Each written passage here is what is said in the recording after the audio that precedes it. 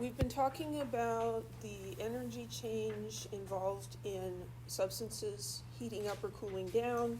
Learned about that equation, Q equals mc delta T, so we're going to continue that discussion.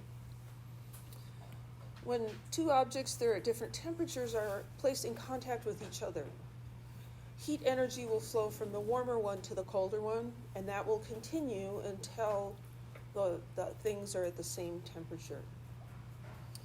The amount of heat that's lost by the hot material will be equal to the amount of heat gained by the cold material. And so if we define one of those substances as the system, we can talk about the energy for the system, whether that's lost or gained, and then the surroundings would be everything else, and that will be the same number but opposite in sign. So I mentioned this idea last week. So if Q for the system is negative 14 joules, then that is equal to negative Q for the surroundings. And so we can take that relationship and say, well, Q for the surroundings is equal to 14 joules. It's the same number, the sign is opposite. Either one can be positive.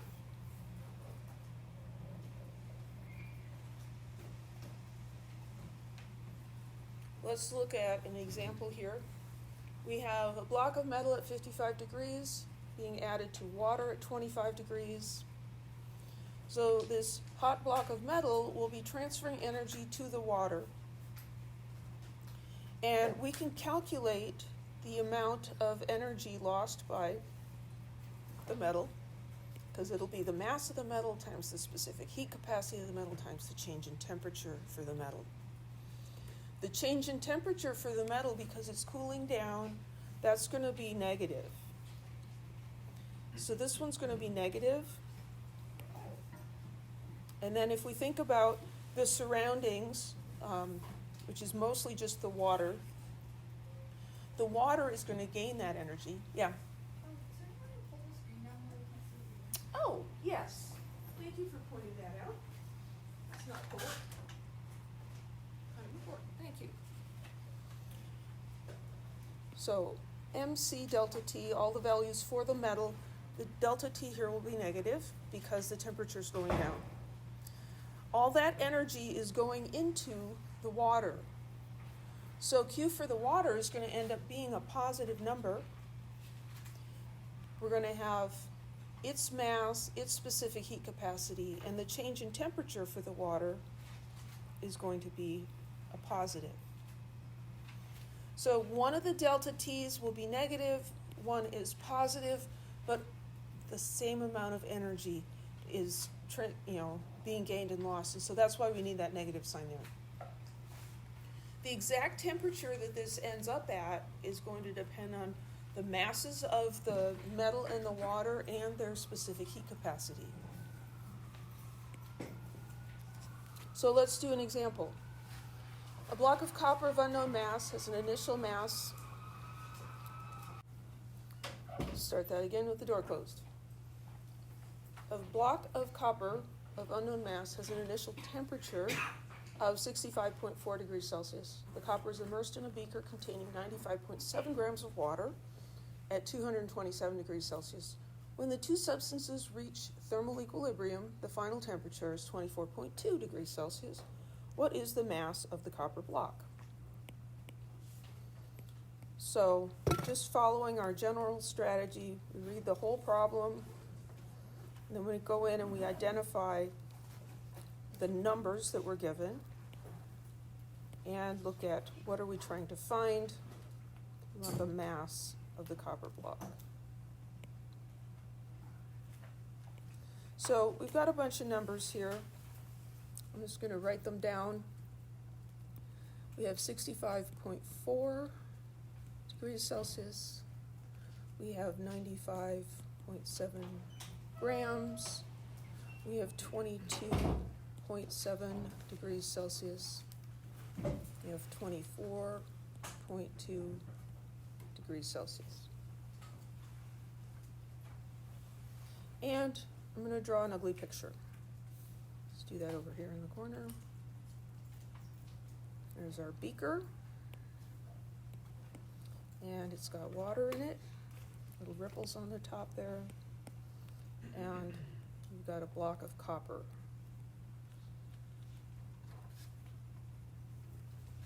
Sitting in there. Okay? So I'm going to have mass and specific heat capacity and temperatures for each of these things, for the water and for the metal. So I'm going to use colors instead of subscripts, just mainly because I can. So anything that relates to the copper, I'm going to use the copper colored ink and blue ink for the water. So here we're talking about changes in temperature between two different things. And so we're going to have this idea of Q equals mc delta T, and the idea of Q system is equal to negative Q for the surroundings. So this helps me to know what kind of variables I'm looking for. So the first number there is obviously a temperature, the 65.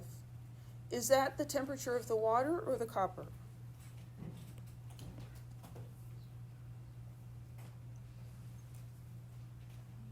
A block of copper has an initial temperature, right? So this is the block of copper. That's its initial temperature. Then we've got a beaker containing 95.7 grams of water. So that's the mass of the water. So there'll be a blue M. The water is at 22.7. So that's a temperature. Is that the initial or final temperature? Well, this one says the final temperature is that. So that must be the initial temperature for the water. And then the final temperature, is that the temperature of the water or the block of metal? That is a trick question. Yes, it's both. Okay, so that's both. That's T final for the water, and it's T final for the copper.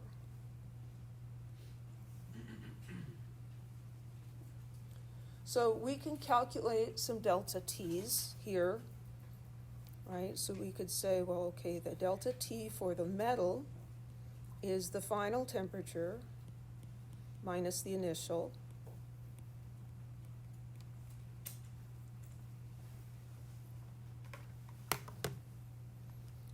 (24.2 minus 65.4).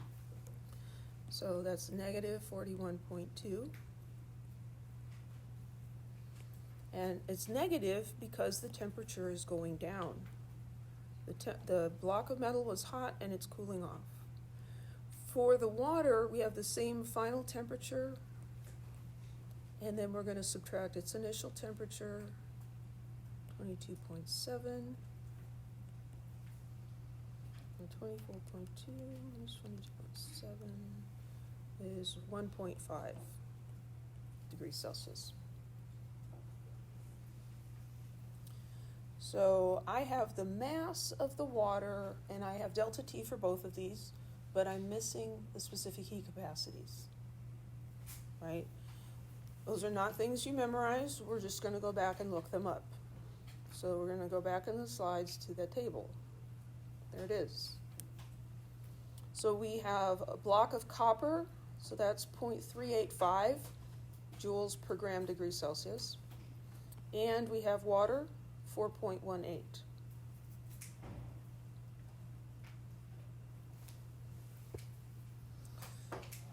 So let's see here. Specific heat for the water is 4.18 joules per gram degrees Celsius. Specific heat capacity for the metal is 0.385 joules per gram degrees Celsius.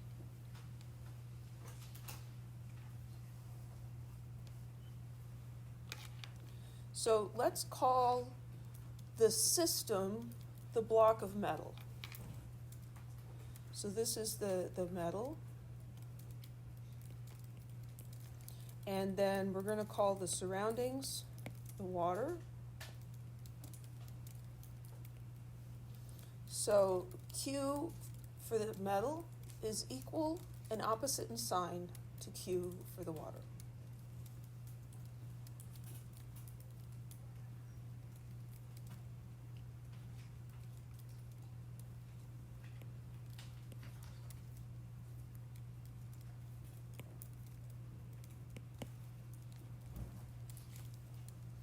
Well, that's not so useful because we don't know what Q is, but we can describe Q in terms of this equation. So we know that mc sub s delta T is going to be equal to negative mc sub s delta T.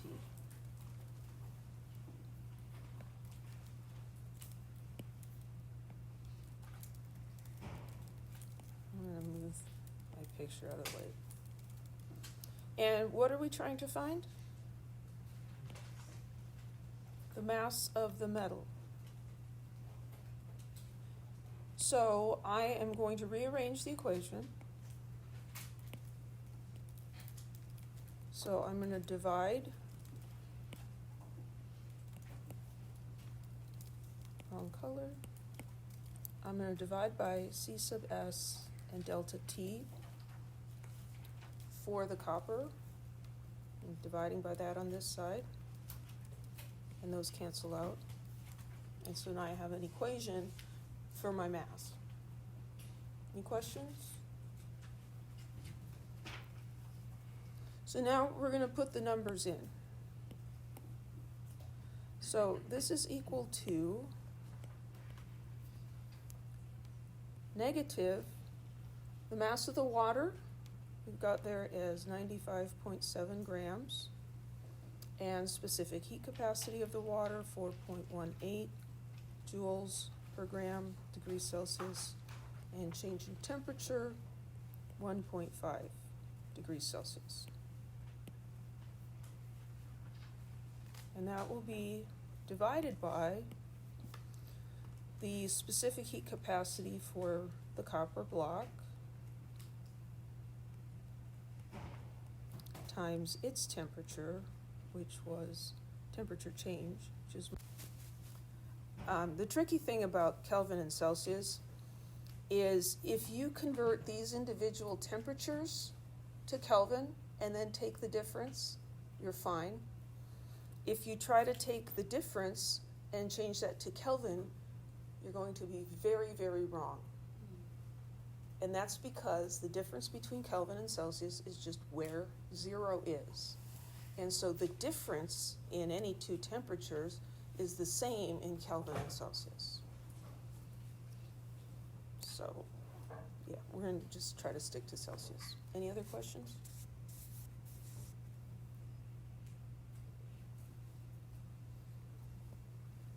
Yeah. I thought that looked familiar. That was from last week.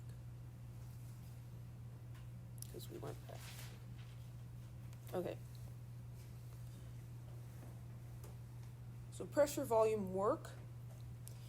We learned that internal energy is the sum of Q and W. So now we're going to talk about the W. Pressure, volume, work happens when a force caused by a change in volume acts against an outside pressure. And this is the sort of work that's done inside an internal combustion engine. So we have combustion inside of a cylinder. So combustion in here causes this gas to increase in volume. And when it does that, it pushes on the piston, causes it to move, and that's work. And so this has the equation W is equal to negative P external delta V. So assuming that the pressure, the external pressure is constant. So the external pressure times the change in volume. That will end up giving us units of atmospheres times liters, which don't really sound like an energy unit, but we've got this conversion factor here, which you do not need to memorize. 101.3 joules is equal to 1 atmosphere liter. Yeah. It really confused me the other night because I was doing calculations with liter atmospheres, Mm-hmm. and my calculator automatically converted it to joules. Oh, That's really weird. For some reason, that is weird. Yeah, Yeah. it did the automatic convert. And this is the difference between those two ideal gas constants. One is liter atmospheres per mole Kelvin, the other is joules per mole Kelvin. And so it's just a matter of changing the top unit. Okay, a cylinder equipped with a piston expands against an external pressure of 1.58 atmospheres if the initial volume is 0.485 liters and the final volume is 1.245 liters. How much work in joules is done? Didn't mean to do that. So again, let's find our numbers. And look for the question. We want the work in joules, and that's the wrong color. Work in joules.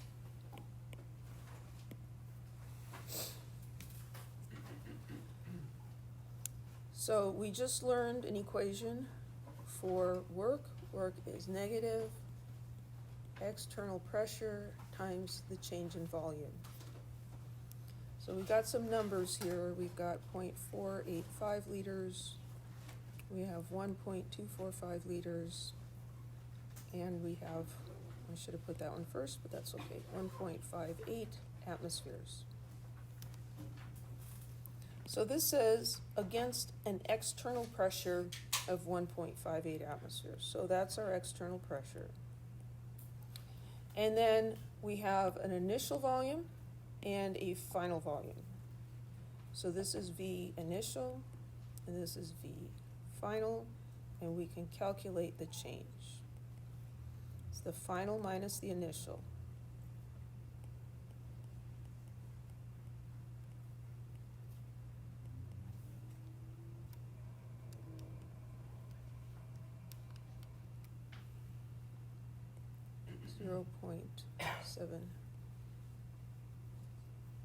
.760 liters.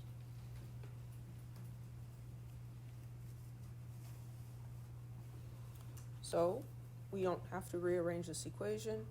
We just need to plug the numbers in. So external pressure, 1.58 atmospheres. Change in volume, 0.760 liters.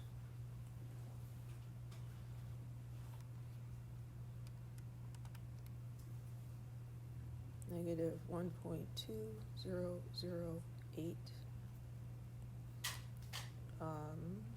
liter atmospheres. Atmosphere liters is what they're calling it. Let's fix that. Same difference.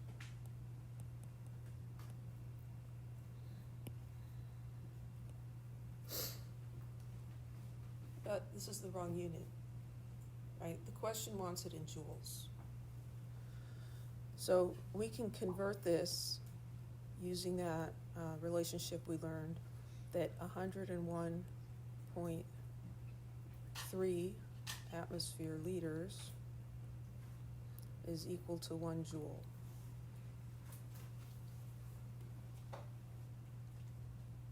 Oops. And I'm going back to check because I got it backwards. So I said you don't need to memorize that one because I have a hard time remembering that one. Okay.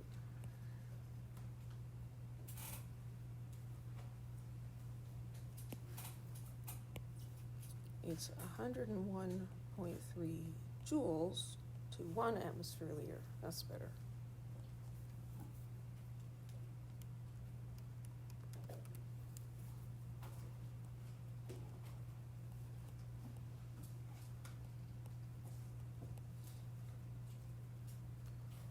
So negative 122 joules.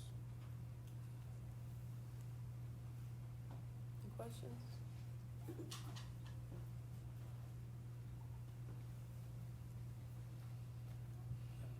Mm-hmm. Let's go ahead. Oh, thank you. Do you want to go back? I had a question on the parts. Yeah. So just for the, when we need converted joules, we just go back to the table to find out that and then just plug it in, right? This part? Yeah. Yeah, that's just a constant, that's a unit conversion. If you need that on an exam, it will be provided. Yeah. I was so confused when it automatically expounded out in joules. Like, I didn't realize it was the third unit until I know. Yeah, some calculators are so fancy they can confuse you because they do things for you when you don't realize it. So it's really important to know your own calculator. Okay, here's another example. When fuel is burned in a cylinder equipped with a piston, the volume expands from 0.255 liters to 1.45 liters against an external pressure of 1.02 atmospheres. In addition, 875 joules is emitted as heat. What is delta E for the burning of the fuel?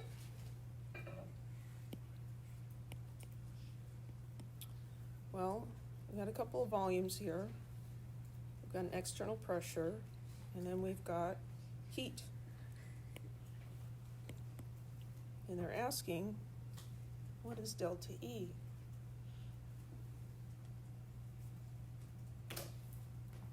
Well, we can label these things 0.255 liters,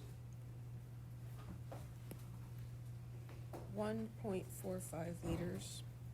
That's going to be the initial volume and the final volume. And then this says the external pressure is 1.02 atmospheres. And then we've got 875 joules that we might not be sure what to do with. Well, if we go back and look through the equations, and this is one of the nice things about, on an exam, you're just going to have equations that might be useful for this material. It's not like all the equations ever, right? So there's a short list to look through. We're looking for something with delta E, and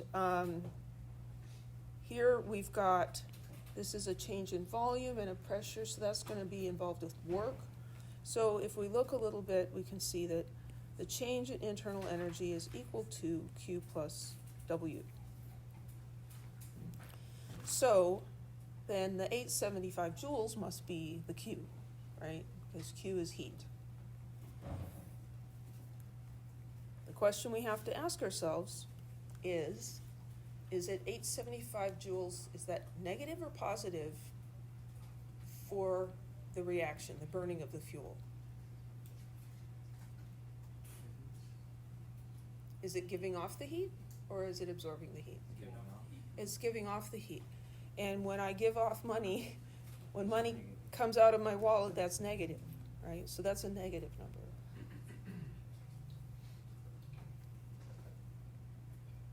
So we could calculate W. W is negative PEXT times delta V. So that's going to be negative 1.02 atmospheres. Let's do this down here. Delta V 1.45 liters minus 0.255 liters.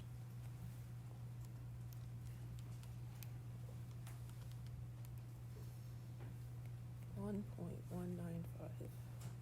liters.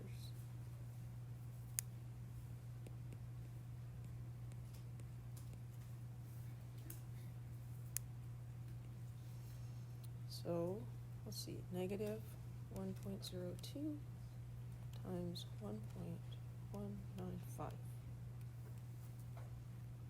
Negative 0.0239 atmosphere liters.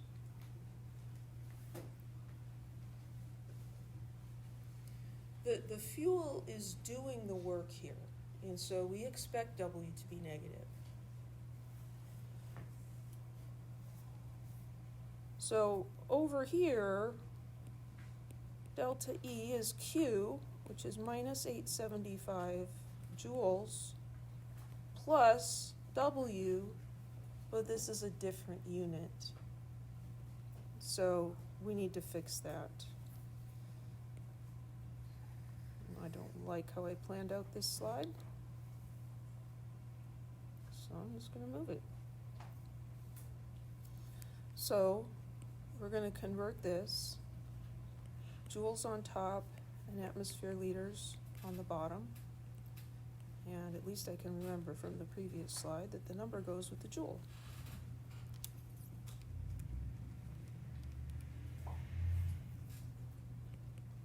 Negative 2.4211 joules. Negative 2.4211 joules.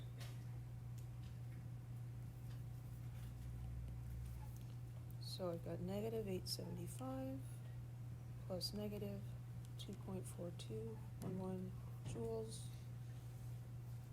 and I'm getting negative 877.42, which would round to negative 877 joules. Did I do that right? I made a bunch of mistakes yesterday. Blame it on Monday. Today's Tuesday, though. I got no excuse.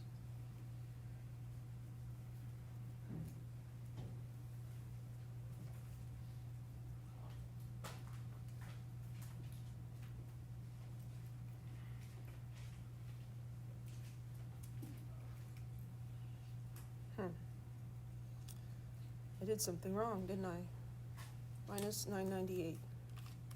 Okay.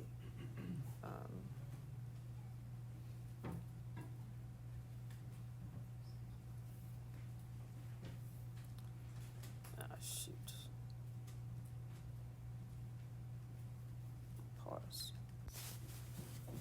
Okay, so I lost all my work, but I'm just sort of recreating things here. And where I went wrong is when I multiplied these, who knows what I did. I did not get the correct answer.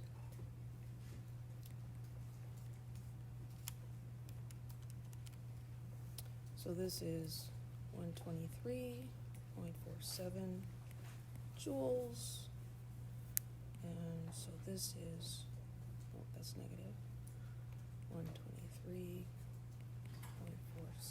joules.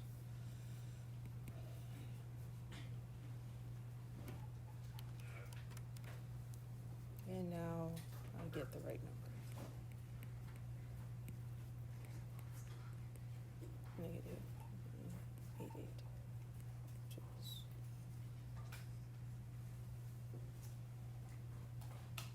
Okay, so finding the silver lining in every cloud. This is a great example of why you should show your work. I showed my work, it disappeared. So then I was left with starting over, right? Couldn't go back and see what I had done wrong, and so there's an example of it's important to show your work. Okay, any questions? Yeah. Yeah, I can say that. So if you see me do something wrong, I seriously want you to just let me know right away. And if you are mistaken, I will not make fun of you. I just very much appreciate students keeping me on my toes. When you want to get calculations correct, it's always a good idea to do them twice on your calculator. And so I'm doing them, and I'm kind of counting on at least one of you to be doing the calculation to check me.